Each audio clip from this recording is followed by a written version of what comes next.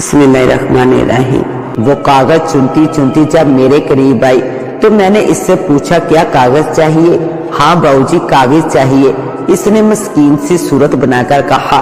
میں نے اسی وقت اندازہ لگا لیا کہ اسے بڑے طریقے سے اپنے اور اپنے صاحب کی حبس کے لیے پٹایا جا سکتا ہے۔ تو اندر آ جا۔ وہ بڑے اطمینان کے ساتھ کوٹھی میں آئی۔ میں نے اس کو کریدتے ہوئے پوچھا کہ کتنے پیسے کما لیتی ہو؟ بس گزارا ہو جاتا ہے باؤ جی، 3 سے 4 روپے بن جاتے ہیں۔ اندر آ کر اس نے کہا کہ کاغذ کہاں ہے؟ کاغذوں کو چھوڑ، اگر میں تجھے 10 روپے دے دوں تو؟ ویسے تو اس لمحے اپنے منہ سے یہ الفاظ ایک دم نکال کر میں جھجکا ضرور، لیکن یہ سوچ کر دل کو تسلی دی کہ اگر اس نے شور مچا بھی دیا تو میں مکر جاؤں گا، اور میرا صاحب تو ویسے بھی مجھ سے ملا ہوا ہے، اس کی معزز گواہی دلوا کر اسے منہ پر جھوٹا کر دوں گا۔ اس لڑکی نے ایک لمحے کے لیے میری طرف دیکھا۔ میرے دل و دماغ کے خلاف توقع اس نے ہلکی سی شیطانی مسکراہٹ اپنے ہونٹوں پر لاتے ہوئے کہا، نہیں 50 روپے لوں گی۔ تم کتنے ہو؟ میں نے اس سے کہا کہ چل تجھے 40 روپے دے دیں گے، اور ہم 2 لوگ ہیں۔ میں صاحب کے پاس گیا اور صاحب سے بولا، مبارک کو کام ہو گیا۔ میری بات سن کر صاحب خوشی خوشی اپنے بستر سے اچک کر اٹھے۔ جگہ تو محفوظ ہے؟ اس لڑکی نے ڈرتے ہوئے کہا۔ ہاں ہاں بے فکر رہو تم، پیسے پہلے لوں گی میں۔ صاحب نے جٹ سے اپنی جیب سے 50 کا نوٹ نکالا اور اس کے ہاتھ میں تھما دیا۔ 10 روپے میں بعد میں تمہیں دے دوں گی، چلو یہ کل کے لیے ایڈوانس ہے۔ وہ خود ہی بولی، اس کا مطلب یہ ہے کہ ہماری عیاشی کا مستقل انتظام ہو گیا۔ اس کا مطلب یہ ہے کہ یہ کاغذ واغذ چننا ایک بہانہ ہے۔ میں نے اس لڑکی سے کہا، بس جو مرضی سمجھ لیں، میں منہ سے کچھ نہیں کہہ سکتی، کچھ تو شرم ورم ہونا چاہیے، بس ادائیں دل کا حال کہہ دیتی ہیں۔ ویسے میں یہ سب پیٹ کی مجبوری کے لیے کر رہی ہوں۔ صاحب نے مجھ سے کہا کہ شراب بوتل میرے پاس چھوڑ اور تو ایسا کر دروازہ بند کر کے باہر چلا جا اور تقریباً 20 منٹ بعد آ جانا۔ 20 منٹ کیوں؟ اس لڑکی نے اپنے کالے بد شکل ہونٹوں کو ہلاتے ہوئے کہا۔ سچی بات ہے وہ اس وقت بہت بد صورت لگ رہی تھی، لیکن یہ اس لمحے مجبوری کا سودا تھا۔ تم آرام سے آنا، میں صاحب کو پوری طرح خوش کروں گی۔ میرے پاس بہت وقت ہے، ویسے بھی ابھی صبح کے 8 بجے ہیں۔ تقریباً 40 سے 45 منٹ بعد دروازہ کھٹکھٹانا، پھر دوسرا نمبر تمہاری عیاشی کا ہے۔ اب تم جاؤ یہاں سے۔ کاغذ چننے والی نے بڑی نشیلی انگڑائی لیتے ہوئے کہا۔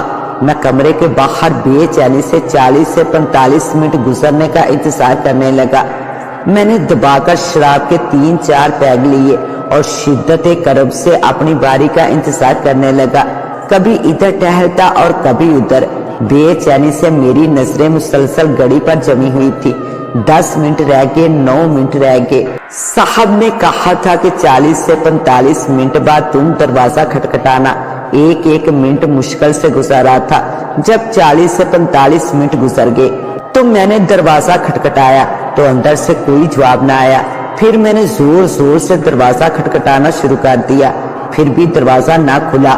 میں نے زور زور سے آوازیں دینا شروع کر دی، صاحب جی، لیکن اندر سے کوئی آواز نہیں سنائی دی۔ دروازے پہ اندر سے کنڈی لگی ہوئی تھی۔ میں گھبراہٹ اور پریشانی کے عالم میں جب کمرے کے پچھواڑے گیا تو وہاں روشن دان جو کہ بہت چھوٹا تھا، وہاں سے یہ منظر دکھائی دے رہا تھا کہ ایک کمبل میں کوئی لیٹا ہوا ہے۔ میں نے غور سے دیکھا تو یہ صاحب ہی تھے جو بے سدھ پڑے ہوئے تھے اور ان پر کمبل پڑا ہوا تھا۔ میں نے زور زور سے روشن دان سے آوازیں دینا شروع کر دی، محمود صاحب، اور اندر کا نقشہ دیکھ کر میرا نشہ رفو چکر ہو گیا۔ میرے ہاتھ پاؤں لگتا تھا کہ جیسے خوف سے ٹھنڈے ہو گئے ہیں۔ میرے زور زور سے چلانے کی وجہ سے خاموش ماحول میں شور پیدا ہوا اور اڑوس پڑوس کے لوگ جمع ہو گئے۔ میں دل میں ڈر رہا تھا کہ جب کنڈی کھلے تو پتا چلے کہ اصل بات کیا ہے۔ وہ کالی لڑکی اور شراب بھی ہوگی۔ جب لڑکی اور شراب اندر سے ملیں گی تو میں لوگوں کو کیا جواب دوں گا؟ ہزاروں وسواسے میرے ذہن میں کودنے لگے۔ اس وقت کچھ سمجھ نہیں آ رہا تھا کہ کیا ہو رہا ہے۔ سمجھنے سوچنے کی صلاحیت مدم ہو چکی تھی۔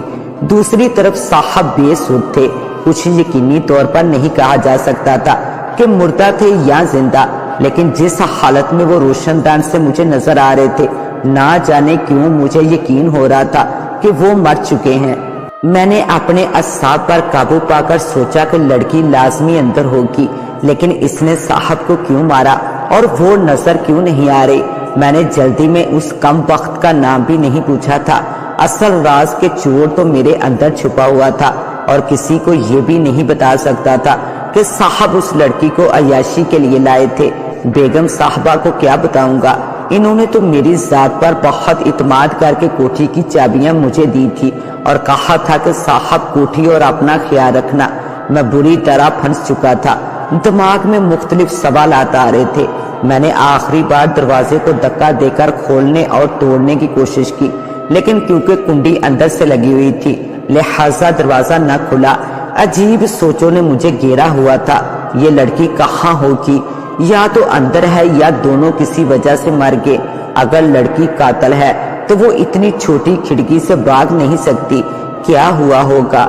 2-3 پڑوسیوں نے مجھ سے پوچھا، لیکن میری زبان در حقیقت بتانے سے کترا کر لڑکھڑا رہی تھی۔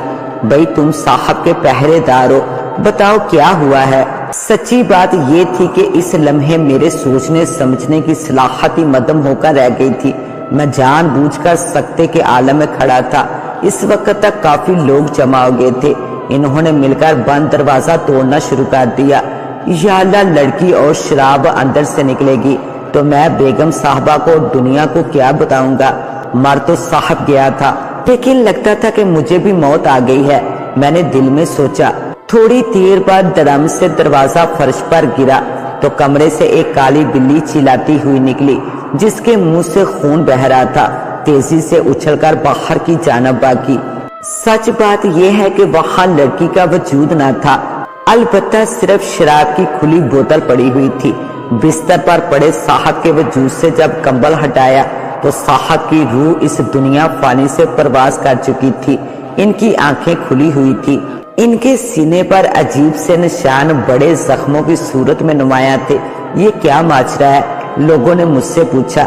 میں نے جھوٹ بولا کہ میں تو باہر پہرا دے رہا تھا اور صاحب کمرے میں سو رہے تھے، لیکن لوگوں نے مجھے پکڑ کر الٹے سیدھے سوالات شروع کر دیے۔